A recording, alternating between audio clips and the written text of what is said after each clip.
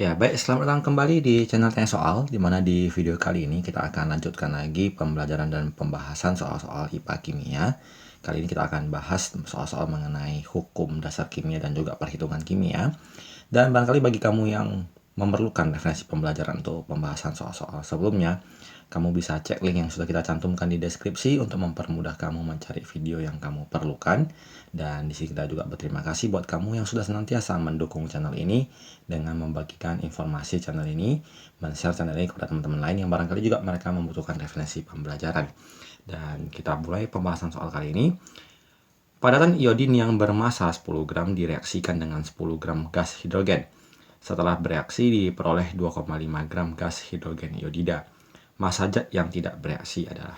Jadi ini kita menggunakan konsep hukum kekeralan massa, di mana kurang lebih bunyi hukumnya itu adalah bahwa jumlah zat yang sebelum bereaksi akan sama dengan jumlah zat yang sudah bereaksi. Nah, kalau kita perhatikan bahwa jumlah zat mula-mula padatan iodin bermassa 10 gram direaksikan dengan 10 gram. Berarti jumlah zat yang mula-mula adalah 10 gram ditambah 10 gram. Kemudian yang direaksikan atau kita tuliskan sebagai hasilnya sama dengan 2,5 gram. Artinya kalau kita perhatikan bahwa totalnya itu mula-mula 20 gram. Yang dihasilkan ada 2,5 gram.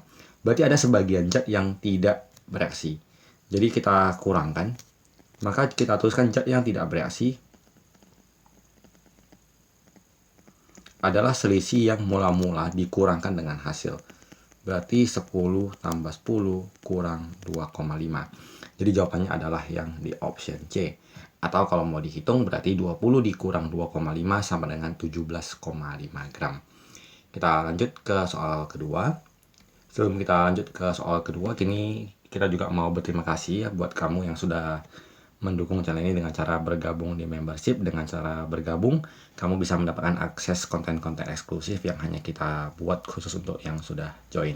Nah, di soal nomor 2, di dalam senyawa CaS, perbandingan massa Ca banding S sama dengan 5 banding 4. Jika 10 gram kalsium direaksikan dengan 9 gram serbuk belerang, maka massa CaS, kalsium sulfida, yang dihasilkan sebanyak titik-titik.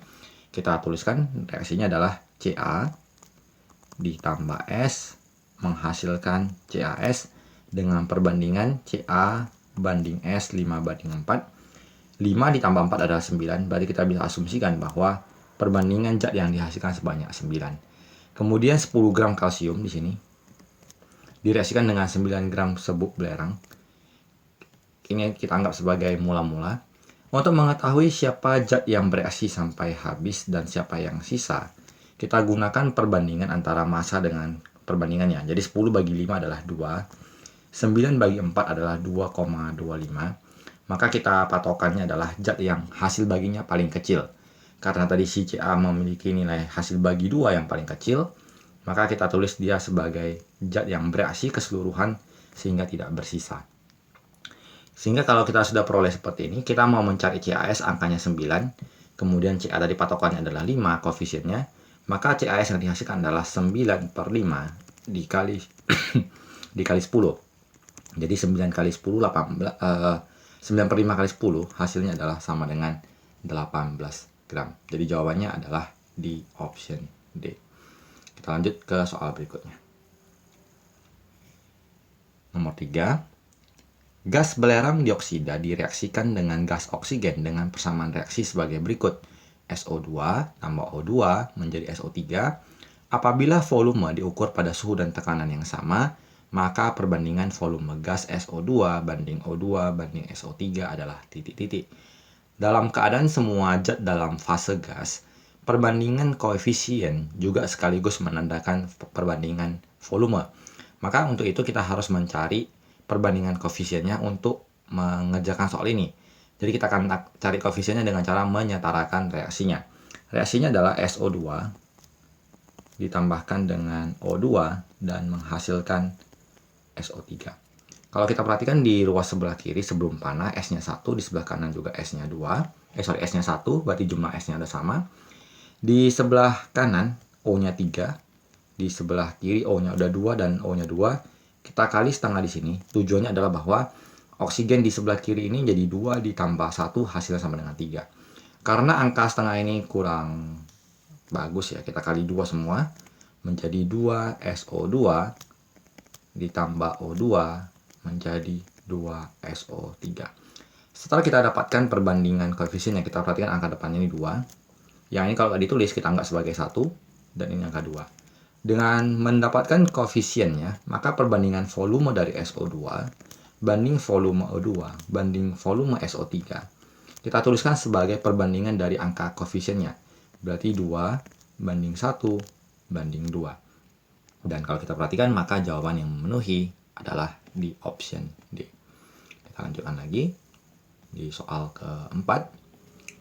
Banyaknya besi dan belerang yang diperlukan untuk menghasilkan 4,4 gram FeS ferrosulfida ya. Jika diketahui perbandingan massa Fe banding S sama dengan 7 banding 4. Kita tuliskan reaksinya bahwa yang diinginkan adalah Fe ditambah S menghasilkan FeS. Di sini perbandingannya Fe banding S adalah 7 dibanding 4. Maka dengan demikian kita asumsikan bahwa 7 ditambah 4 menghasilkan 11 bagian dari FeS. Dan 11 bagian ini setara dengan 4,4 gram. Maka untuk mencari berapa gram besi yang diperlukan Fe-nya sama dengan perbandingan koefisiensi Fe 7 dibandingkan si FeS 11 dikali 4,4 gram. 11 dengan 4,4 kita kalikan, dapatnya kita bagi ya, dapat 0,4 dikali 7 berarti 2,8 gram. Maka untuk si S-nya adalah perbandingan koefisiennya, perbandingannya adalah 4. Kemudian si FeS-nya 11 dikali 4,4. 4,4 dengan 11 dibagi dapatnya 0,4.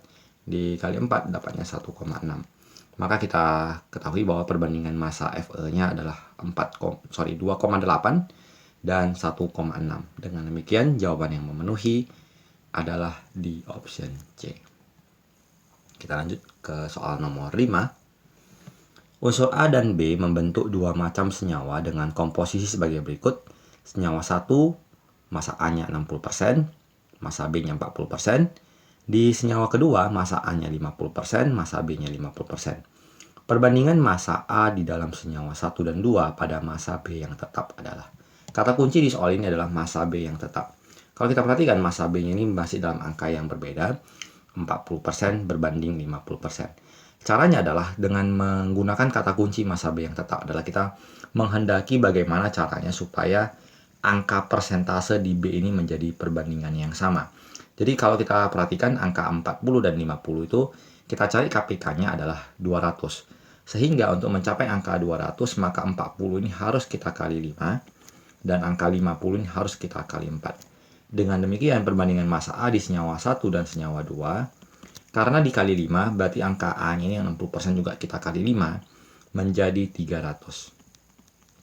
Dan untuk senyawa kedua yang A-nya tadi 50 kita kali 4 menjadi 200. 300 banding 200 kita bisa sederhanakan.